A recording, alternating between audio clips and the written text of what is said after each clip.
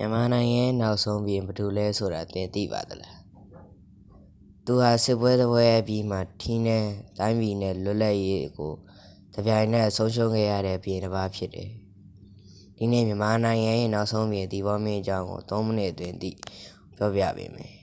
။သီပေါမင်းဟာ1882ခုနှစ်မှာမင်းတို့မင်းကွယ်လွန်ပြီးနောက်ကိုမောင်မင်းကြီးဆက်ရဲ့ဘုရင်အဖြစ်နန်းသက်ခဲ့ပါတယ်။ဒါပေမဲ့နန်းသက်စကတည်းကနန်းတွင်းအာဏာလုပွဲတွေ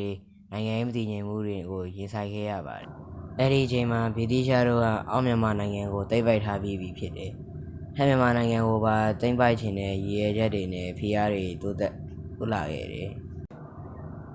1885ခုနှစ်မှာတတိယအင်္ဂလိပ်မြန်မာစစ်ပွဲဖြစ်ပွားခဲ့တယ်။ဗြိတိသျှတပ်ဟာအင်အားကြီးမားပြီးလက်နက်ခေတ်မီတဲ့အတွက်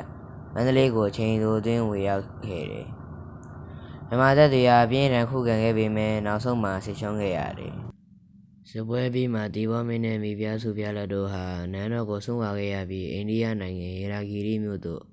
ပြည်နှင်ဒဏ်ပေးခြင်းခံခဲ့ရတယ်။သူတို့ဟာကြံရှိတဲ့ဘဝတစ်လျှောက်လုံးကိုမြန်မာနိုင်ငံကိုပြန်မလာနိုင်တော့ဘူး။ဒီစစ်ပွဲပြီးမှဘုရင်တစ်ပါးရဲ့ထင်းနဲ့ဆုံးရှုံးမှုတွေမဟုတ်ပါဘူး။1886ခုနှစ်မှာမြန်မာနိုင်ငံလုံးဗြိတိသျှကိုလိုနီ